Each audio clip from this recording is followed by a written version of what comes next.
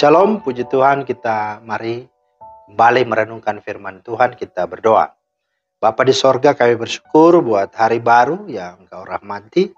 Kembali kami akan merenungkan firman-Mu kembali. Mohon hikmat dan pengertian dari Roh Kudus. Dalam nama Tuhan Yesus. Amin. Bapak Ibu, firman Tuhan kita terambil dalam Lukas 2 ayat 52. Dan Yesus makin bertambah besar dan bertambah hikmatnya dan besarnya, dan makin dikasihi oleh Allah dan manusia. Itulah firman Tuhan yang menjadi dasar renungan kita hari ini. Tema kita adalah Yesus adalah manusia sejati. Ya, kita sudah membahas terkait dengan Yesus adalah Tuhan atau Allah sejati. Dalam kekekalan, itulah pribadi kedua sebagai Sang Logos. Tapi dalam pribadi kedua, Allah Tritunggal, Yesus tentu memiliki dua natur. Natur kealahan atau keilahian dan natur kemanusiaan. Nah, kita akan bahas terkait dengan natur kemanusiaan.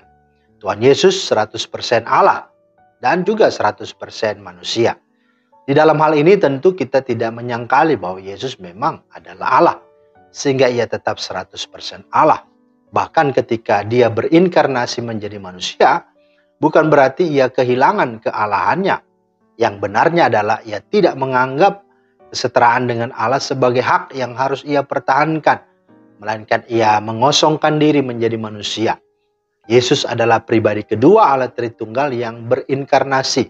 Sebagaimana Yohanes 1 ayat 1 sampai 14. Kemanusiaan Kristus merupakan syarat utama dan keharusan mutlak bagi Kristus untuk menjadi penebus manusia.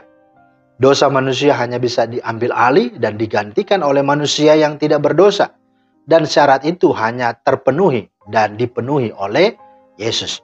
Untuk itu Yohanes 1 ayat 1 sampai 14 adalah pernyataan khusus Yohanes untuk memberikan penjelasan tegas bahwa Yesus bukan Allah yang berjubah manusia atau bersifat manusia atau secara fiktif atau bersandiwara pura-pura jadi manusia. Tetapi sesungguhnya dia adalah betul-betul manusia. Dia masuk ke dalam daging. Arti kata menjadi manusia itu artinya dia betul-betul mengambil sebuah wujud daging. Bahasa aslinya firman yang telah menjadi daging. Dikatakan bahwa Yesus dikandung 9 bulan dalam rahim Maria, dikandung dari Roh Kudus, lahir dari anak darah Maria, mengalami proses pertumbuhan. Alkitab menyebutkan dan Yesus makin bertambah besar dan bertambah hikmatnya dan besarnya, dan makin dikasihi oleh Allah dan manusia. Ya, Yesus juga manusia sejati dan tidak berdosa. Dia hidup sebagaimana manusia hidup pada umumnya. Yesus pernah menjadi anak-anak, pernah belajar Taurat, menjadi kakak atau abang yang sungguh dapat menolong, memimpin keluarga ketika ayahnya Yusuf duluan telah dipanggil Tuhan, dan kemudian dikatakan bahwa dia juga menjadi orang yang betul-betul dapat bertanggung jawab dalam kehidupan keluarga. Dia juga menjadi orang yang dapat bertanggung jawab dalam bekerja sebagai tukang kayu. Itu yang dijuluki atau dilabeling kepadanya. Kemudian sebagai manusia pasti dia merasa lapar, dia haus, dia menderita, dia sedih. Dia juga takut, pernah marah, bahkan bahagia, bahkan sakit, tertolak, difitnah, dikhianati, diduakan, dan juga pada akhirnya dia mati. Yesus harus mengalami kematian sejati agar dia dapat membayar hutang dosa manusia, yaitu maut. Karena upah dosa adalah maut. Nah, jika Kristus bukan manusia sejati, maka ia juga tidak bisa mati secara sejati. Apalagi kalau Kristus hanya mengenakan kemanusiaan sebagai kedok belaka. Maka kematiannya pun adalah kematian palsu. Kristus harus membayar murka Allah dan tuntutan keadilan Allah. Maka dengan demikian seperti yang dinyatakan Alkitab, Yesus harus 100% manusia atau manusia sejati. Sehingga ia sahih, valid menggantikan manusia yang berdosa. Dan keselamatan kita pun itu akhirnya sahih dan juga valid serta legitimasi secara hukum, bahkan juga secara teologi. Jadi kemanusiaan Yesus bukan sandiwara, melainkan 100% manusia sejati. Dan olehnya dan karenanya kita tidak akan mengalami kesepian, kesedihan, dan kesendirian.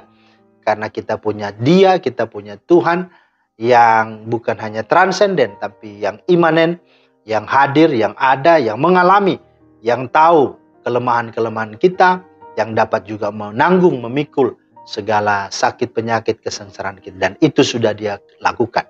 Maka betapa bahagianya kita memiliki Allah seperti Yesus Kristus Tuhan. Karena itu mari kita bangga dan bersyukur, dan kita semakin hidup melekat kepadanya. Tuhan memberkati. Terima kasih Tuhan atas firman-Mu. Kami bersyukur kami punya Tuhan Yesus yang tidak hanya sebagai Allah sejati, tetapi manusia sejati.